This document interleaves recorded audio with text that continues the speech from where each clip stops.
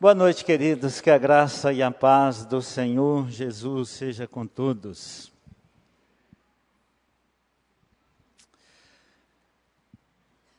Eu já experimento a tristeza de saber que amanhã estou indo embora.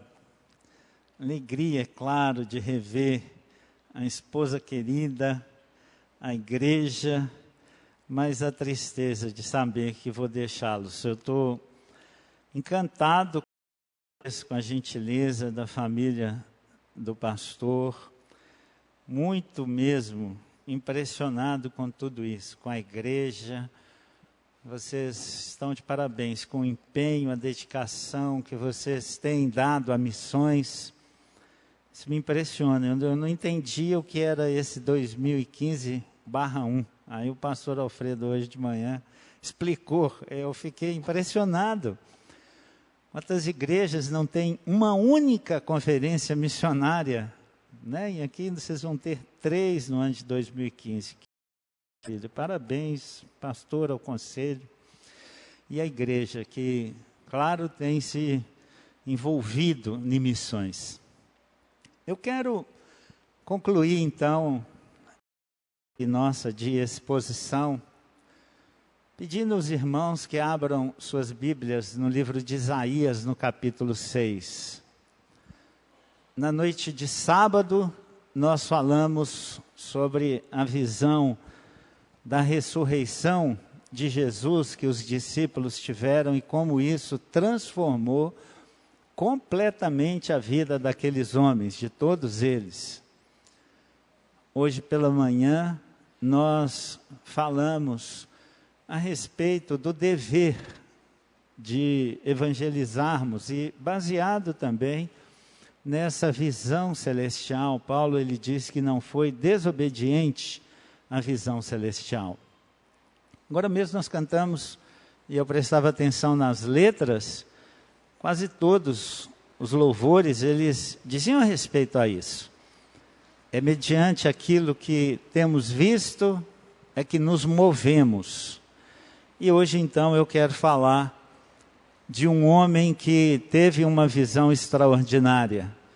Isaías. Eu queria convidar a igreja, por favor, a se colocar em pé, para que façamos a leitura desse capítulo 6 de Isaías. E eu quero convidá-los a fazer essa leitura em uníssono, em uma só voz. Diz assim, juntos, tá, queridos? Juntos nós vamos ler então. Diz assim a palavra do Senhor. No ano da morte do rei Uzias, o Senhor assentado sobre um alto e sublime trono, e as abas de suas vestes enchiam o templo.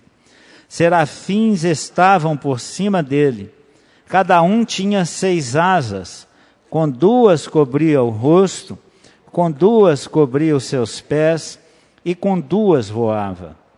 Clamavam uns aos outros, dizendo: Santo, Santo, Santo é o Senhor dos exércitos, toda a terra está cheia da sua glória.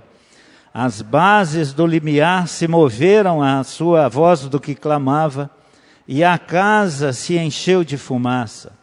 Então disse eu: Ai de mim, estou perdido, porque sou homem de lábios impuros, habito no meio de um povo de impuros lábios, e os meus olhos viram o Rei, o Senhor dos exércitos.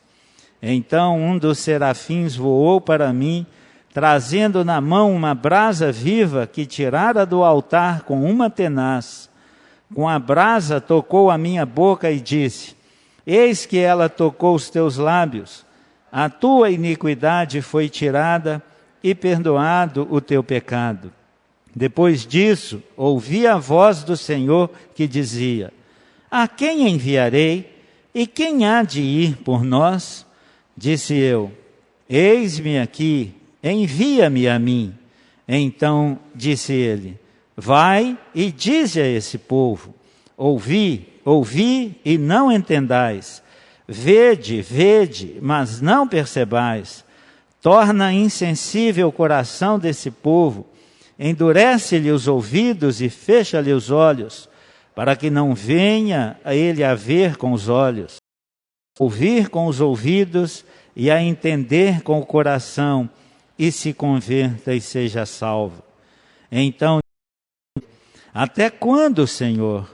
Ele respondeu, até que sejam desoladas as cidades e fiquem sem habitantes, as casas fiquem sem moradores, e a terra seja de toda assolada. E o Senhor afaste dela os homens, e no meio da terra seja grande o desamparo. Mas se ainda ficar a 10ª parte dela, tornará a ser destruída, como terebinto e como carvalho dos depois de ainda fica o toco. Assim, a santa semente é o seu toco. Pai, é muito esclarecedor esse texto, mas nós dependemos do Senhor. Dependemos do seu Espírito Santo, Deus. Assim como teu servo, possamos enxergar a sua glória e sermos impactados e sofrermos essa transformação que nos leva a uma consagração ao Senhor. Olha então, Deus, para a nossa fraqueza, para a nossa necessidade, mas acima de tudo para a sua glória, Deus. E instrui-nos, abre os nossos corações e os nossos olhos. Não sejamos como esses contemporâneos de Isaías, que ouviram a palavra, mas ela serviu a fechar os seus corações, olhos e ouvidos, para que não fossem salvos. Nos ajuda, Senhor. Nós oramos em nome de Jesus. Amém, Senhor. Podem assentar, queridos. Muito obrigado. Irmãos, esse é um texto extraordinário da nossa Escritura que temos, que para nós, principalmente, que somos calvinistas, somos presbiterianos, mas precisamos fazer missão, devemos fazer missão, porque somos devedores. Nos apoiam impressionantemente, grandemente, na compreensão do que é fazer missão dentro de um sistema calvinista. Isso nos clareia as nossas mentes, nossas ideias. Deus levou Isaías a ter uma visão gloriosa e grandiosa da sua pessoa, e a vida de Isaías jamais foi a mesma, nunca mais Isaías foi o mesmo. Esse é um dos textos que justificam a necessidade de resultados, de que nós fazemos missão por resultado, de que nós evangelizamos em busca de resultados. Desmistificam para nós a necessidade, por exemplo, de quando nós evangelizarmos, que alguém tem que se converter. Não é forma. Nós não entendemos desse jeito, a Bíblia não nos apresenta as coisas desse modo.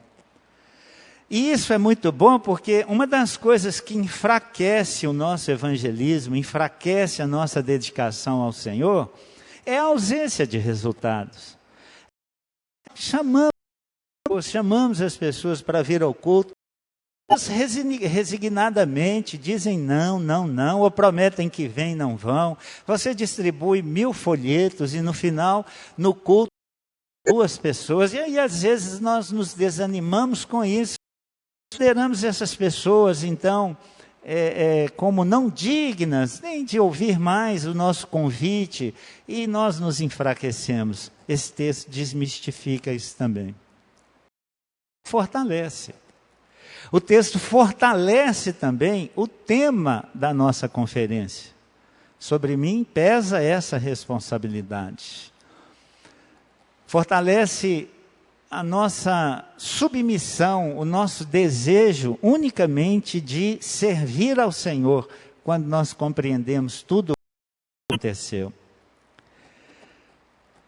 Fazendo, irmãos, uma pequena reflexão na nossa realidade como presbiterianos, eu acho que você tem conhecimento que na década de 50, nós éramos a maior igreja evangélica do país.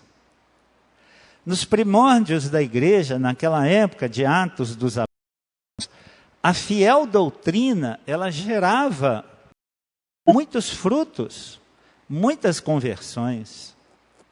E hoje não está sendo assim. Então nós precisamos também compreender esse texto, entender o que transformou a vida desse homem, para ver se nós recuperamos esse ardor missionário, esse nosso desejo de ver nossos irmãos salvos. Então, compreendendo esse texto, nos levará também a isso. Você sabe que, apesar dessa nossa história pregressa, bonita história, hoje nós não somos contados como uma igreja relevante pelos censos que o IBGE levanta. Nós não temos nem classificação, você não encontra o número de presbiterianos, nós somos classificados como outros.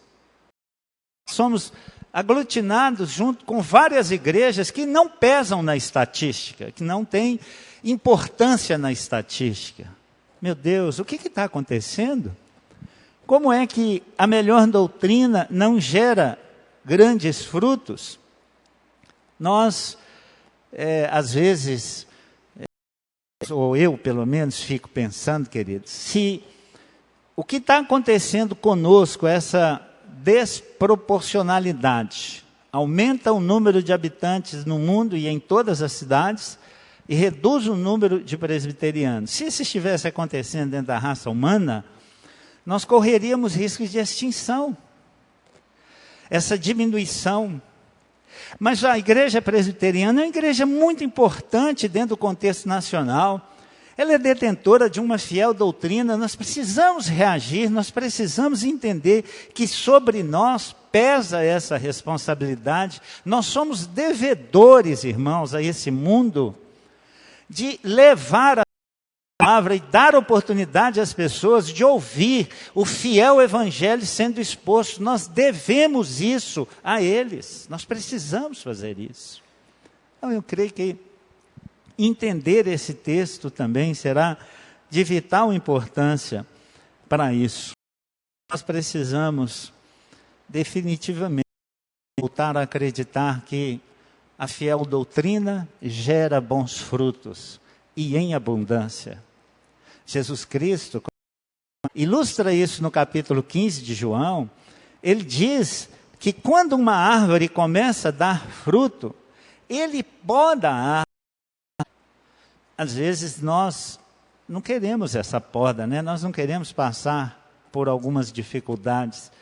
Mas, irmãos, para que nós produzamos mais frutos ainda, nós precisamos dessa poda que o Senhor nos faz. Por isso nós precisamos começar a dar frutos. Se tivesse o capítulo 5 de Isaías, teríamos visto Isaías pregando a um povo rebelde. A sua geração era rebelde, estava em grande rebeldia contra Deus. Deus, então, nesse capítulo 5, ele anuncia que vai tirar a proteção que ele chama de cerca viva, espinhosa, que antes se usava, da proteção, ilustrando que ele tiraria a proteção de Israel. E as nações, então, adversárias, elas se tornariam mais fortes do que Israel. Então perceba, querido, que não é o adversário que nos derrota, são os nossos pecados que nos enfraquecem. Deus lida com qualquer tipo de adversário, qualquer tipo. Não importa o tamanho que sejamos e quem somos, se da vontade do Senhor, nós somos imbatíveis. Então ele anuncia, por boca de Isaías, ele diz que vai tirar essa proteção, e Isaías, ele proclama 6 ais contra essa nação pecaminosa. E você sabe que o ai bíblico não é o nosso ai, né? A gente bate o dedinho e fala, ai, mas daqui a pouco passa. O ai bíblico é um ai de sofrimento, de dor, de angústia. Então, quando ele diz ai para esse povo, ele está dizendo, coitado de vocês, vem uma situação terrível para a nação. Ele fala então contra aqueles riquezas injustas. Ele diz, ai desses, está aí no capítulo 8, no verso 8 do capítulo 5. Ele fala contra os boêmios, contra aquelas pessoas que gostam de se embebedar, que vivem se embriagando. Ele diz, ai desses também. Ai dos injustos com aparência de piedade. Aquelas pessoas que parecem ser santas, mas escondidas nos seus corações, elas estão armazenando pecado sobre pecado. Isaías diz, ai dessas pessoas, é o verso 18, a partir do verso 18. Ai dos que chamam bem e bem chamam mal, que tem essa inversão de valores, que se deixa levar pelos apelos do mundo e começam a achar coisas boas nesse mundo, a ponto de trocar pela igreja, pela vida com o Senhor. Ai dessas pessoas, diz Isaías, verso 20, a partir do 20. Ai dos sábios aos seus próprios olhos. Ai daquelas pessoas que se julgam tão sábias, tão inteligentes, já tão completas, estão tão satisfeitas consigo mesmas, não veem necessidade nenhuma de um relacionamento com o Senhor. Isaías diz, ai desses. E por fim, ele diz, ai, justificam o perverso e ao justo negam justiça. Os que julgam equivocadamente e por propósitos iníquos em seus corações, ai dessas pessoas.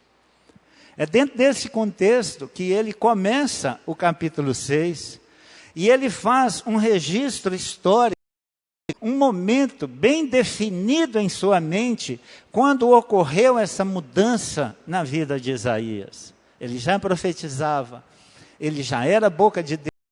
Ele diz, no ano da morte do rei Uzias, eu vi o Senhor assentado sobre um alto e sublime trono, e as abas de suas vestes enchiam o templo. Irmãos, nós não estamos falando de um rapaz desorientado, de alguém desalinhado na sociedade, nós estamos falando de um profeta. Ele, nesse dia, nesse momento, nesse fato, nesse período histórico da morte do rei Uzias, ele tem uma visão do Senhor glorificado. E é isso então que vai mudar a sua vida.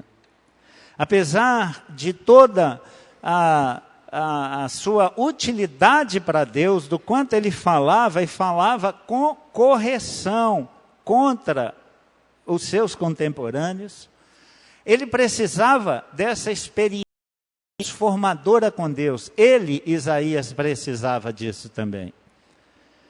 Eu relaciono muito, queridos, esse texto com aquele capítulo 7 do apóstolo Paulo, quando ele escreve aos Romanos, quando ele está condenando o mundo inteiro. Ele começa pelos gregos, bárbaros, judeus, e diz que todos são pecadores e que o salário do pecado é a morte.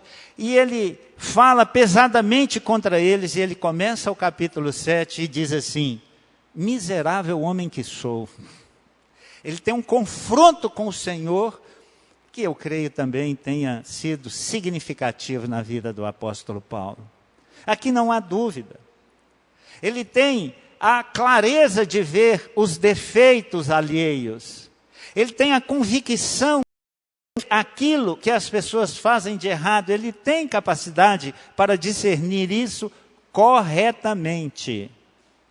Mas ele não entendia ainda que ele mesmo precisava dessa experiência transformadora com o Senhor. E talvez falte isso também a nós, queridos. Essa visão da glória de Deus, do Cristo entronizado, do nosso Senhor, que nos salvou e hoje está assentado à destra de Deus. Isaías, então, ele vê Deus assentado no trono, e isso é significativo. Para nós isso não tem muito sentido, porque nós não vivemos reinado. Mas naquela época, um rei, ele tinha domínio absoluto sobre tudo e sobre todos. É assim que Isaías vê o Senhor, assentado num alto e sublime trono. Ele vê, então, o Deus que ele servia na sua perfeita majestade. Ele sabia, então, a partir daí, que ele estava perdido também. Ele não levava isso em consideração até esse momento. Essa visão, querido, foi essa visão inicial que transformou e é razão de tudo que vai a seguir. Por isso eu acho, irmãos, que se nós nos dedicarmos mesmo a termos essa visão da glória de Deus, visão do Cristo entronizado, de quem a nós servimos, um Senhor ressurreto, que morreu pelos nossos pecados, isso poderá também transformar extraordinariamente as nossas vidas. Ele vê mais, ele vê um reflexo dessa santidade de Deus, simbolizada aí nesses serafins. Os serafins estão associados à santidade de Deus. E ele vê, então, esses serafins, não apenas ao derredor de Deus, mas ele escuta uma mensagem extraordinária, que nós precisamos dar ouvidos. Ele escuta os serafins que clamavam uns aos outros, dizendo: Santo, Santo, Santo é o Senhor dos exércitos. Irmãos, esse é o Deus com quem nós lidamos. Absolutamente separado de tudo que é ruim nesse mundo. Um Deus que não tolera nenhum tipo de pecado. Um Deus absolutamente santo e que diz aos seus servos que eles também devem ser santos, separados desse mundo e do pecado, porque Ele é santo. Foi essa mensagem, pregação simples, né? Nós vamos gastar aqui uns 40 minutos pregando. Isaías precisou de algumas palavras. Santo, Santo, Santo é o Senhor dos exércitos. Pronto. Junto com a visão do Senhor glorificado, e João fala no capítulo 12, que ele viu Cristo entronizado. Ele se queda diante disso. Ele se rende. Ele viu que aquilo que ele falava era absoluta verdade. Queridos, o mundo está cheio da glória de Deus, diz os serafins, e é verdade. A Bíblia diz que os céus proclamam a glória de Deus e o firmamento anuncia as obras das suas mãos. Qualquer coisa que você veja, querido, nesse mundo, ao invés de adorar essas coisas, nós precisaríamos ser conduzidos a ver a glória de Deus nessas coisas. Eu gosto muito de viajar de carro. Eu não sei se você já teve essa experiência de viajar à noite. Eu gosto, querido. Quando viaja à noite, em noite sem lua, não tem uma vez, e todo mundo que viaja comigo tem essa experiência, que eu repito muitas vezes. Eu paro o carro no meio da estrada, seja onde for. Eu desço do carro, apago os faróis e eu contemplo o céu. Você já teve a oportunidade de fazer isso?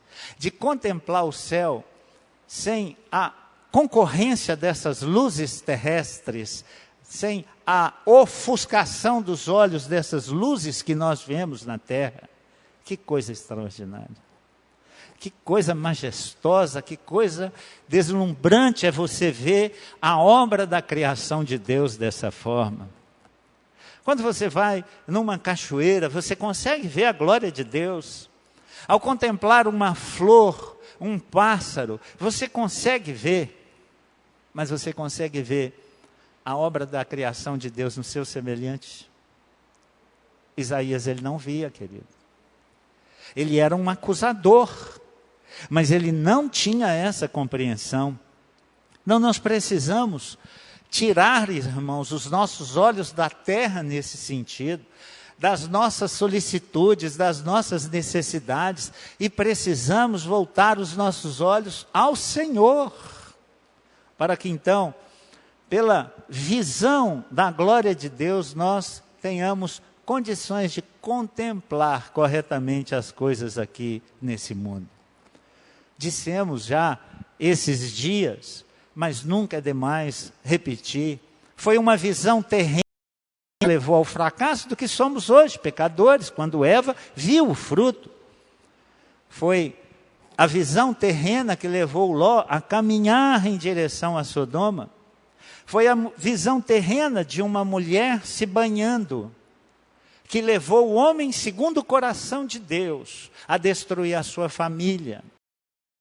Foi essa visão, queridos, que destruiu a família do homem segundo o coração de Deus. Nós corremos muito risco, irmãos, quando nós colocamos os nossos olhos nessa terra. Foi a sua visão que levou Sansão ao fracasso, quando ele resolveu casar com uma filisteia. E o pai dele diz, mas não tem nenhuma jovem no meio de Israel? Ele disse, eu quero é aquela. Visão terrena, querido. Creio que então, se nós dermos atenção a essa questão da onde estão os nossos olhos, isso pode também transformar extraordinariamente a nossa vida. O que então acontece a partir daí? O verso 5 diz assim, então, preste atenção, sempre tem uma referência à visão.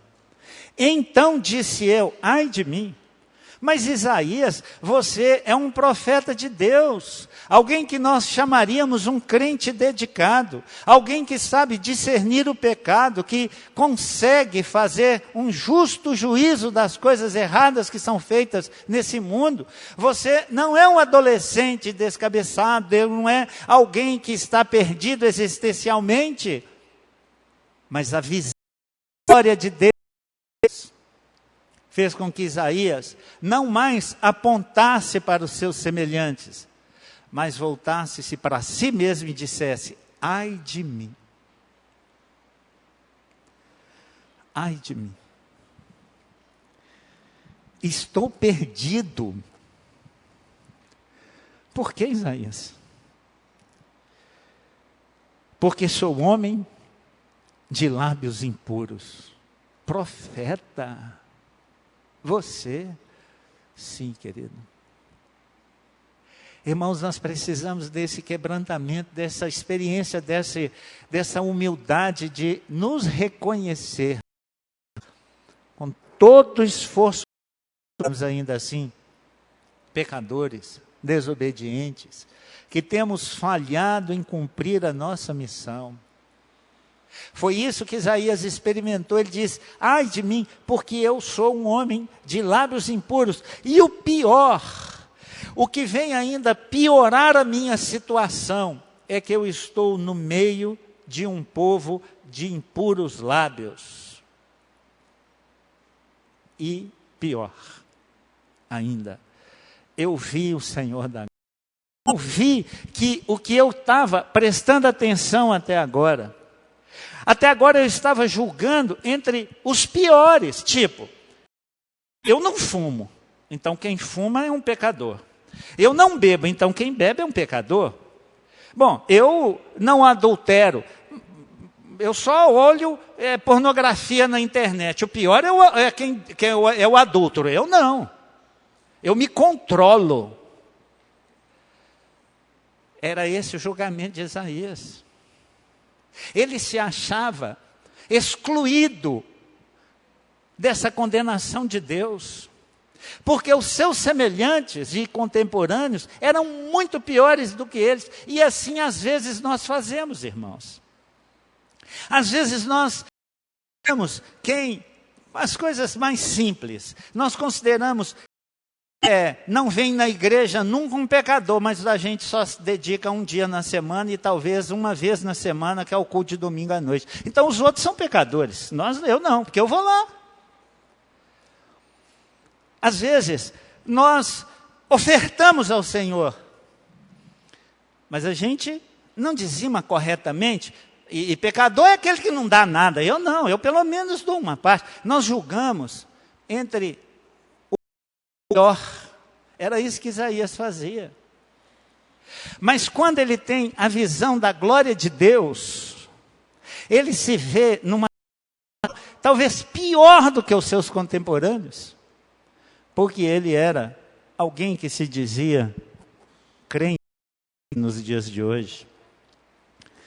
Deus então traz a Isaías uma experiência extraordinária de pecado, e nós precisamos disso.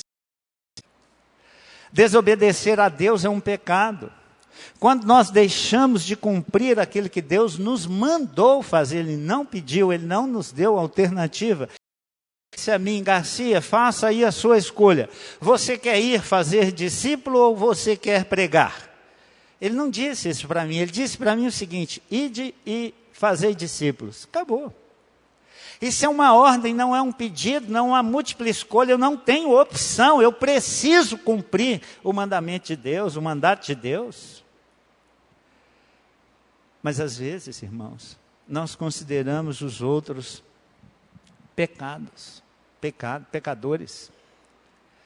Irmãos, conforme todos os indicativos nas Escrituras, e isso é muito importante que entendamos, Isaías era um homem santo, era considerado um crente, um homem dedicado ao Senhor.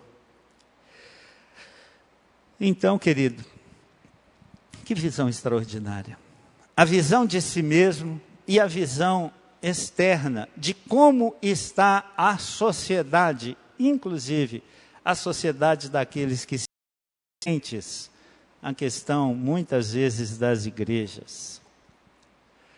Você talvez já tenha lido Isaías capítulo 1, e você já tenha visto Isaías criticar o culto. Você já leu isso, irmão? Mas eles levavam sacrifícios. O que nós fizemos aqui, ofertas, sacrifícios, eles faziam isso tudo. Mas Isaías, iluminado pelo Espírito Santo de Deus, ele sabia que aquelas pessoas eram falsas no que faziam. Por isso, Deus manda Isaías criticar e dizer: eu estou farto desses ajuntamentos solenes, eu estou farto desses sacrifícios, porque vocês estão acrescentando pecado a pecado. Cada animal que vocês sacrificam, cada animal que vocês derramam sangue, é pecado a pecado, porque vocês estão matando um animal. Com isso, que eu estou perdoando os seus pecados, e vocês não têm interesse nenhum em melhorar, por isso parem com isso. Agora eu fico pensando, irmão, se fosse sinceramente, de coração, digo a vocês, eu fico pensando, às vezes eu gosto de construir essas imagens, para que eu tenha percepção exata do que é. Eu fico pensando, eu chegando em Israel, num lugar privilegiado, que eu enxergasse todo esse movimento do povo de Israel no templo. As pessoas louvando, as pessoas cultuando, as pessoas oferecendo sacrifícios, fazendo as suas ofertas. E eu diria, de coração eu diria, santo do Senhor. Que povo de Deus. Mas nos corações, irmãos, estavam escondidas coisas terríveis. Hipocrisia, falsidade, mentira. Mas nós teríamos dito, a religião Israel vai muito bem, obrigado. Mas essa visão do Senhor entronizado, isso mudou completamente a perspectiva de Isaías. A majestade de Deus, ela precisa nos transformar, irmãos. Ela precisa fazer voluntários à sua obra. Preste atenção no texto, verso 6. O verso 8.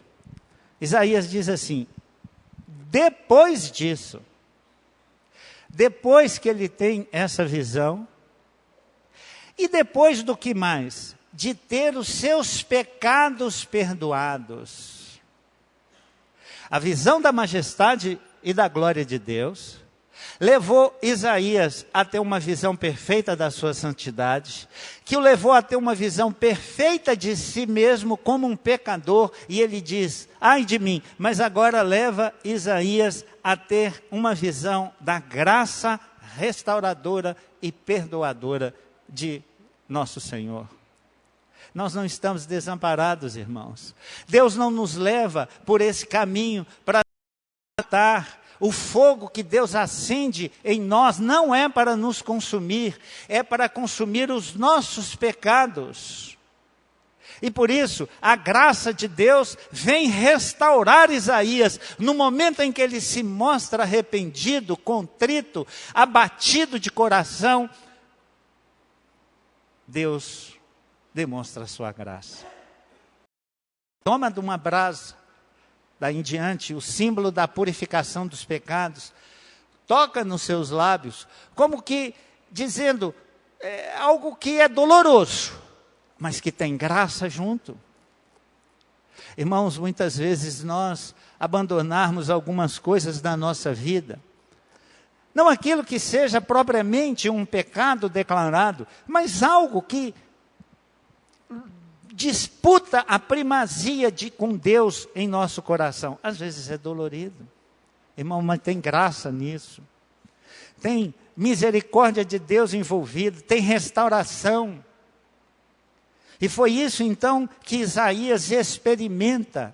Ele experimenta então dessa graça de Deus. Depois disso então, diz o texto, ouvi a voz do Senhor. Mas como, Isaías? Você já não pregava, você ouvia a voz de quem? Irmãos, quantas vezes, queridos, nós somos capazes de discernir pecados das pessoas, olhar para as pessoas, e quantas vezes, no momento de culto, nós estamos ouvindo uma mensagem, e estamos aqui em nossa mente pensando, poxa, coitado do fulano. Nossa, se fulano tivesse ouvido isso, nossa, uma pena que ele não veio hoje, ele deveria estar aqui para ouvir isso. Como se Deus estivesse errando em falar a nós. Como se não fosse preciso nós ouvirmos. Então preste atenção, depois disso, depois de todo esse processo dele ver a glória de Deus, dele ver a santidade de Deus, depois dele ver o seu próprio pecado, a pecaminosidade da nação onde ele estava, depois de ter os seus pecados perdoados, é que ele diz, ouvi a voz do Senhor que dizia, eu vou fazer uma mudança, sobre mim pesa essa responsabilidade, essa obrigação. Você poderia dizer isso, que depois disso eu ouvi a voz do Senhor dizendo, sobre mim pesa realmente essa obrigação. Não foi o que Isaías ouviu. Isaías ouviu um desafio do Senhor dizendo, a quem enviarei e quem há de ir por nós? Você percebe que era fácil Isaías dizer, se Deus está dizendo, quem deve ir por nós? Claro, ele está se referindo à Trindade, mas ele poderia, Deus está pedindo uma sugestão aqui, uma indicação de alguém, né? E ele podia dizer, olha, manda Jeremias. Quem é que...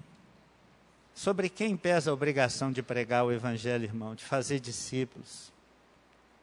Sobre quem pesa a obrigação de dar glórias a Deus nesse mundo, através do seu serviço, que desemboque sempre em missões? É a quem?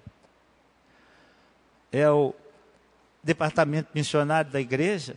São esses? E acabou? Não, querido. Sobre mim pesa essa obrigação. Ai de mim se eu não pregar o Evangelho. Ai de mim. Depois disso, Deus desafia Isaías. E aí ele responde, eis-me aqui, envia-me a mim. Que coisa extraordinária. Depois de um processo em que Deus leva um homem à compreensão da sua glória, é que ele está pronto para dizer, eu quero servir ao Senhor. envia-me a mim, eu estou aqui, eu estou pronto a ir. Isaías, então, ele se oferece para um serviço glorioso. E Deus, então, faz um teste extraordinário com ele. Deus, depois desse processo todo, Deus testa a profundidade da confissão de Isaías. Eu digo que Deus quis saber se Isaías ia ser um calvinista, que crê na glória de Deus, na soberania de Deus, e faz porque Deus é o Senhor, e não quer nem saber de resultado. Mas Deus, então, testa a profundidade dessa confissão. Irmãos, todos nós fizemos promessas quando fomos batizados. Todos nós, queridos. Às vezes, nos desafia e testa-nos na profundidade da nossa confissão e das nossas promessas, dos nossos votos. Deus, então, pergunta a Isaías, diz a Isaías: você vai mesmo, Isaías? Eu vou te dizer qual é o seu ministério. Vai e diz a esse povo: ouvi, ouvi, não entendais, vede, vede, não compreendais, não percebais. Torna insensível o coração desse povo, endurece-lhe os ouvidos e fecha-lhes os olhos, para que não venha ele a ver com os olhos, a ouvir com os ouvidos e a entender com o coração, e se converta e seja salvo. Irmãos, não importa o quão estranho tenha sido esse comissionamento, esse direcionamento de Deus, Isaías teria primariamente um ministério de julgamento, de condenação ao povo. Ele não estava pregando para que um povo fosse salvo, ele estava para recrudescer o coração do povo, para endurecer o coração do povo, para o povo ter ódio, porque Deus estava indignado com esse povo, porque era um povo rebelde, inconstante, desobediente. Isaías então é chamado para isso. Vai e diz a esse povo: Isaías, eu estou te comissionando a um ministério seco, infrutífero, impiedoso. Você quer ir, Isaías? Isaías, eu estou te comissionando a você ser ridicularizado pelas pessoas. Você vai ser acusado pelos seus contemporâneos, porque a sua mensagem é dura, porque a sua mensagem não traz alívio às dores das pessoas. É isso que você quer, Isaías? Irmão, se um homem desse não é calvinista, não crê na soberania de Deus, ninguém mais crê, querido. E eu fico fascinado com isso, porque é assim que nós cremos, irmãos. Nós não estamos em busca de resultados, nós não pregamos a palavra porque queremos ver igrejas transbordantes, não é isso. Nós pregamos o evangelho a toda criatura porque nós queremos ver a glória de Deus manifesta nesse mundo. E a glória dele é manifesta às vezes por condenar pessoas impenitentes, pessoas rebeldes, injustas, pessoas que não se curvam diante do Senhor, que têm a sua coluna cervical, elas são de dura cerviz. Pessoas que não se rendem ao Senhor. O que Isaías responde ao Senhor? Talvez a expectativa fosse que Isaías disse: Senhor, assim não.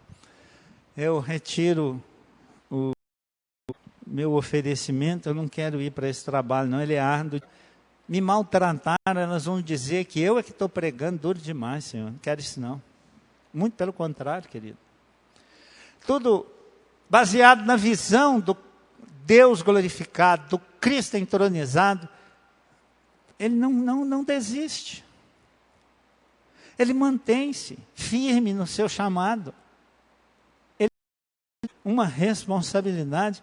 Ele sabia que sobre ele essa responsabilidade. Em outras palavras, ele diz: Tu és o Senhor e eu sou servo. É o Senhor quem está entronizado. É o Senhor é quem manda, o Senhor é que é rei, que é Deus. Eu nada mais sou do que um servo.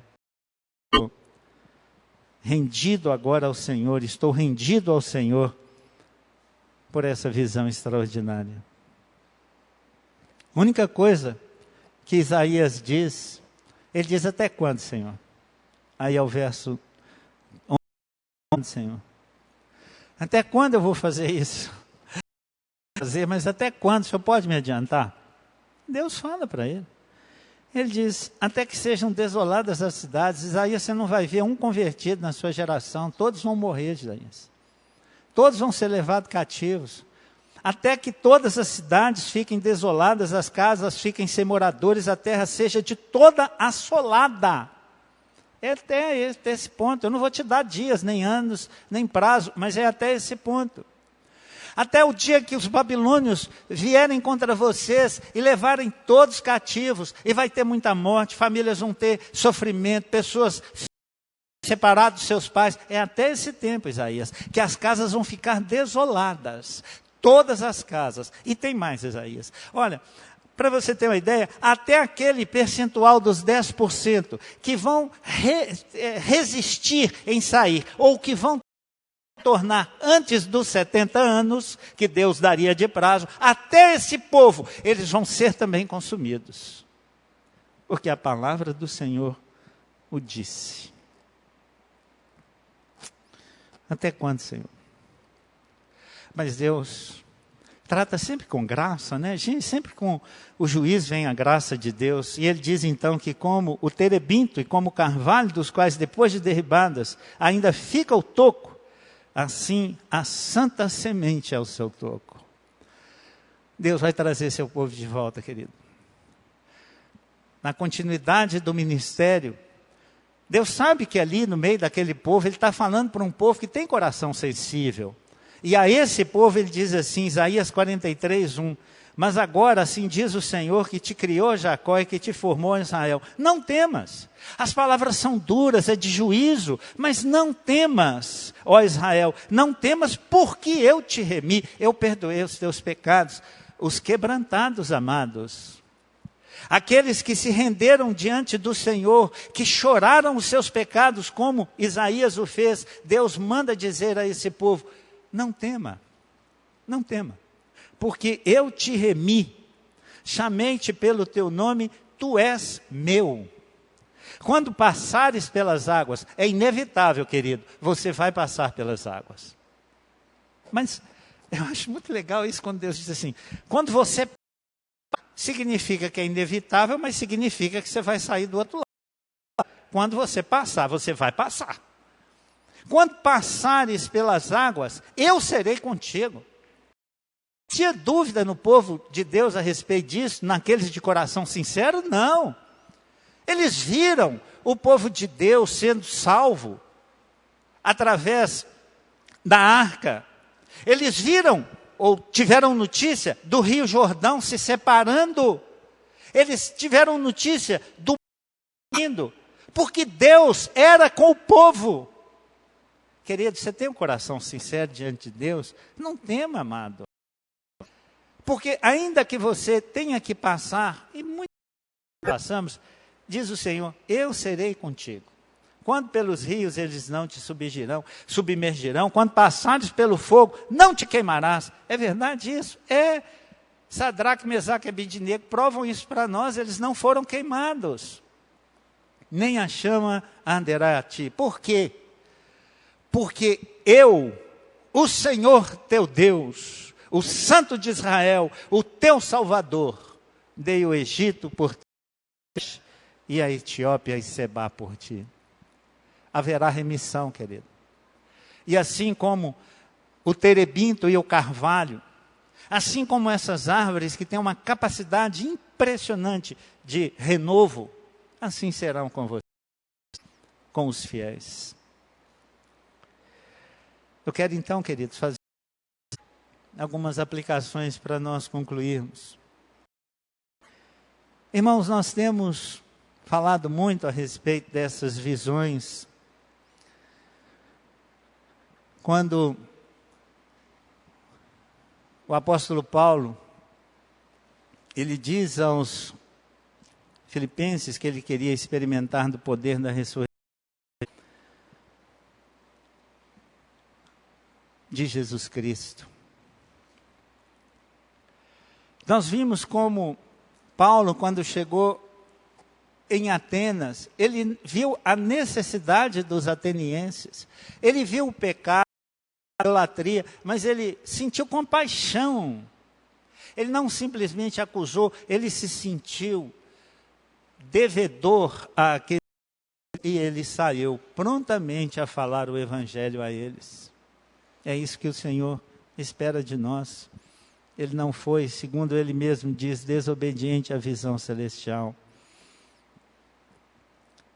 Muitos dos servos de Deus nesse mundo não tiveram essa visão da glória de Deus. Em algum momento da vida, eles desviaram seus pés, olharam para as coisas desse mundo e pagaram um alto preço por isso. Eu quero lhe fazer uma pergunta, querido, em nome de muito amor. Você tem visto o Senhor glorificado, irmão? Apesar de cantarmos, apesar de confessarmos, apesar de lermos a respeito disso, você tem visto mesmo o Senhor glorificado? Você tem enxergado essa majestade de Deus, a sua santidade, e tem tido essa experiência extraordinária de que nós somos.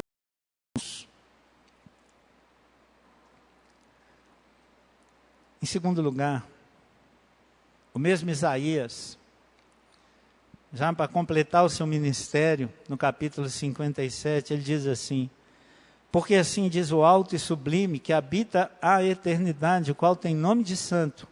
Habito o alto e santo lugar, mas habito também com o contrito e abatido de espírito, para vivificar o espírito dos abatidos e vivificar o coração dos contritos. Irmãos, apesar dessa majestade de Deus, Ele está conosco na pessoa de Jesus. Ele habita conosco, Ele está dentro do nosso coração. É assim que nós cremos. Pela fé, nós cremos que somos habitação de Deus no Espírito. E nós precisamos, então, nos mover como tal. Porque Deus, apesar dessa distância absurda que Ele diz, que entre os céus e a terra é uma distância absurda, inimaginável a distância dele para nós, Ele diz: eu habito com aquele que é contrito e abatido, com arrependido, com aquele que está pronto a fazer aquilo que seja a minha vontade. E por fim, querido, Deus, Ele está no trono.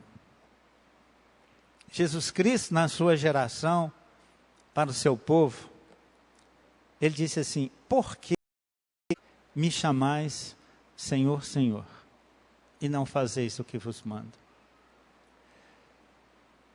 Por quê, querido? Por que nós fazemos assim? Talvez nos falte essa visão da glória de Deus, do Cristo entronizado.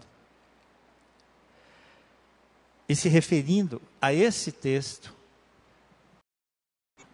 Jesus Cristo diz assim: bem profetizou Isaías a vosso respeito, dizendo: esse povo honra-me com os lábios, mas o seu coração está longe de mim.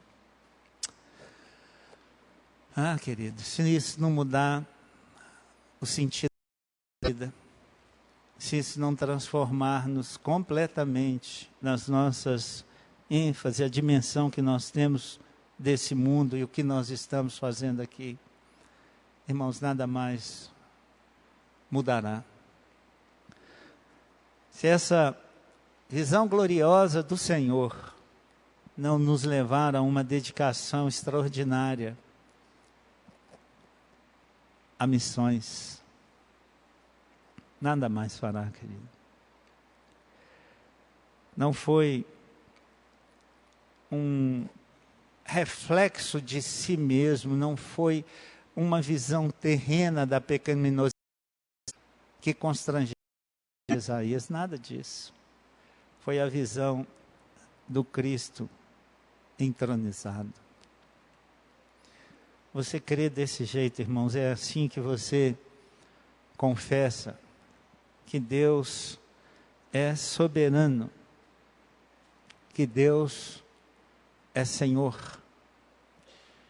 e que nós somos servos e que não devemos honrá-lo apenas de lábios.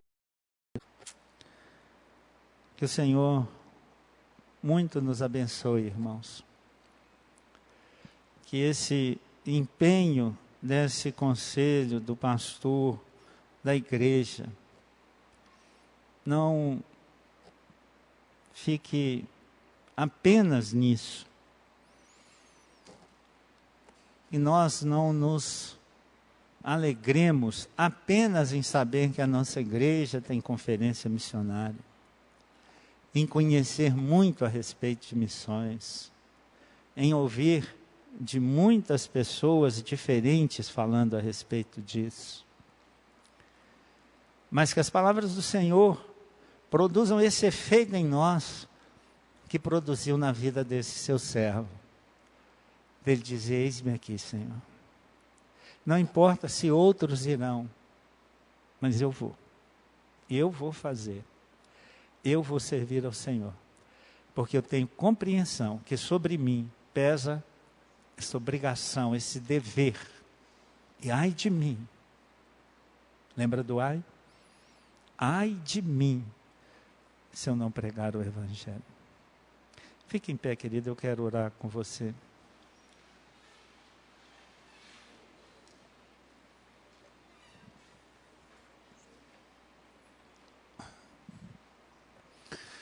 Meu Deus e Pai, a sua visão, Senhor, a visão melhor do Senhor nos transforma, Deus. Quando nós tiramos os olhos desse mundo, quando conseguimos esquecer um pouco as coisas desse mundo e nos concentrar no Senhor, ó Deus, como somos transformados. Que impacto extraordinário isso tem na nossa vida. Isaías nunca se queixou, Senhor. Nós conhecemos toda a revelação do Senhor através dele. Sofreu, foi escarnecido. Sofreu tanta adversidade, provavelmente tenha sido mesmo cerrado ao meio. Mas jamais, Senhor, ouvimos uma só palavra de arrependimento, de angústia em seus lábios. Muito pelo contrário, Senhor. A visão do Senhor é Deus, de que está assentado no alto e sublime trono. Não num trono humano, mas num trono divino. Foi de verdade toda a sua ação desse mundo. Faz assim, Pai, conosco, Senhor. Nós queremos também ter essa experiência genuína de arrependimento, Senhor, que leve à mudança, que nos leve a dizer: eis-me aqui, Pai. Eu não me importo se outros não irão, se outros não farão, mas usa a minha vida, porque eu fui criado para a glória do Senhor, e eu quero glorificar o Senhor através dos meus atos. Faz assim, Deus, e permita que experimentemos, Deus, de colheita farta de frutos, ou da ausência delas, isso pouco importa. Mas que nós experimentemos, Senhor, a alegria, a satisfação de nos vermos dentro da vontade do Senhor. De percebermos que com o Senhor, Deus, o deserto vira um mar de fartura, Senhor. Porque o Senhor promete as cidades até em terras áridas. Ó Deus, muito obrigado. Ó Deus, por teu povo aqui reunido, pelos corações, Senhor, conectados. Obrigado, Senhor. Toda essa igreja, pelo seu conselho, pelo seu pastor, pelo empenho, Deus, em assunto conosco, Senhor. É a nossa oração, Pai, em nome de Jesus. Amém, Senhor. Amém. E agora, irmãos, recebei a bênção. Que a graça e a paz de nosso Senhor Jesus Cristo, o amor de Deus, o nosso eterno Pai, o poder, a comunhão e as consolações do Santo e Divino Espírito seja sobre vós, irmãos, e sobre todo o povo eleito de Deus, hoje e sempre. Amém.